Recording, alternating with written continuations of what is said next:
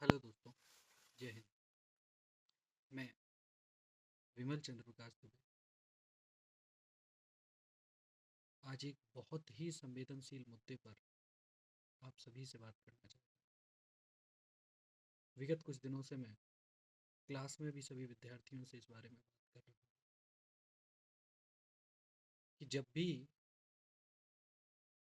कोई विद्यार्थी खड़ा होता है या विद्यार्थियों का कोई समूह खड़ा होता है तो वो सिर्फ एक विद्यार्थी या विद्यार्थियों का समूह नहीं होता। उनके पीछे उनका परिवार, उनका वर्तमान, उनका भविष्य, भूतकाल की उन कमियों, उन यातनाओं से निकलने की एक आवाज भी होती है जिस पर समाज के सभी वर्गों को नज़र डालनी चाहिए। उनकी उस बात को पूरी जिम्मेदारी के साथ सुनना चाहिए। फिर वो विद्यार्थी चाहे केरल का हो या त्रिपुरा का हो, राजस्थान का हो, महाराष्ट्र का हो, गुजरात का हो, उत्तर प्रदेश का हो या फिर वो बिहार का हो। पहली चीज तो वो किसी राज्य विशेष का नहीं होता, वो विद्यार्थी होता है। वो एक कंपटीटर होता है। वो किसी माँ बाप का लड़का होता है, किसी का भाई होता है, किसी का पति होता है। सिर्फ आप उसको ये समझ के नहीं देख सकते हैं कि परीक्षा या शिक्षा व्यवस्था में किसी राजनीतिकरण या राजनीतिक मुद्दे को लेकर वह खड़ा हुआ है।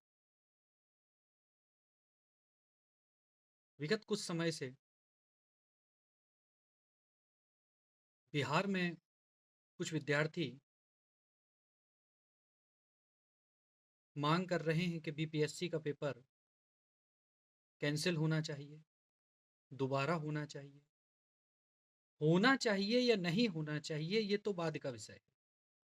पहली चीज है कि वो विद्यार्थियों का एक समूह है जो इतनी ठंडी में भी वहां पर खड़े हैं, बैठे हैं। मैं देख रहा हूं विगत 3 दिनों से लाठीचार्ज हो रही है, आंसू गैस के गोले चल रहे हैं, पानी की बौछारें पड़ रही हैं उनके ऊपर। और ऐसा वो आपसे क्या मांग रहे? रोजगार की गारंटी मांग रहे कि जितने भी लोग वहां धरना दे रहे हैं सबको आप रोजगार दे दीजिए, जो राज्य के लिए संभव नहीं है,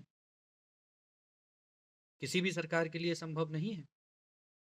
वो आपसे एक निष्पक्ष परीक्षा की मांग कर रहे हैं। वो परीक्षा में पारदर्शिता की मांग कर रहे हैं, पेपर को दोबारा कराने की मांग कर रहे हैं। ये बिहार का नहीं, ये उत्तर प्रदेश का मामला हो, राजस्थान का मामला हो, महाराष्ट्र का मामला हो, जब भी कोई ऐसा मामला हमारे सामने आता है हम उस पे उस प्रकार से ही बटे हुए होते हैं जैसे हम सदियों से बटे हुए चले आ रहे हैं।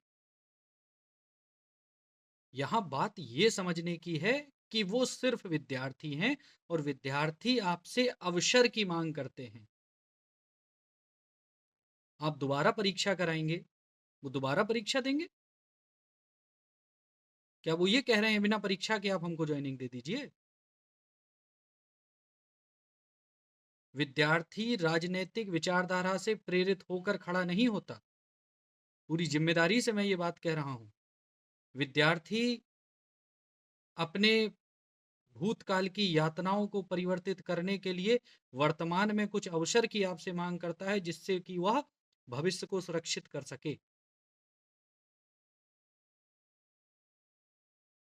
और ये क्या है कि बिहार में बीपीएससी देने वाले बीपीएससी का आंदोलन में बैठे हैं, अपनी कुछ मांग रख रहे हैं, बाकी लोग बैठे हैं बोले हम तो कांस्टेबल वाले हैं, हम टेट वाले हैं, हम शिक्षक वाले हैं, हम उत्तर प्रदेश के हैं, हम राजस्थान के हैं, हम महाराष्ट्र के हैं। ये क्या है? क्या उत्तर प्रदेश इस बात से पीड़ित नहीं है कि कंटिन्यूसली पेपर आउट हो रहे हैं, दोबारा से री एग्जाम हो रहे हैं? क्या इसमें राजस्व का व्यय नहीं होता? तो उसके बाद जब री-परीक्षाएँ होती हैं आपकी, दोबारा से परीक्षाएँ कराई जाती हैं, उन परीक्षाओं में प्रशासन पूरी तरीके से सचेत नहीं होता। तो क्या ये पूरी तरीके से सचेत होके प्रथम बार में परीक्षा नहीं कराई जा सकती? उसके लिए आंदोलन ही ज़रूरी है क्या? कि जब विद्यार्थी जागेगा, आंदोलन करेगा तब सरकारें झुकेंगी? क्या कोई औपनिवेशिक शासन चल रहा है कि आंदोलन के उपरांत ही परिवर्तन होंगे? बिना आंदोलन के परिवर्तन संभव नहीं क्या?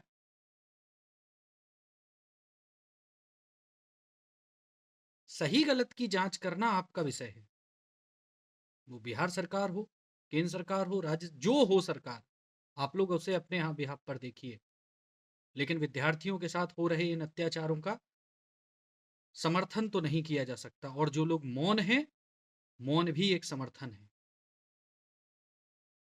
नहीं रहना चाहिए मौन।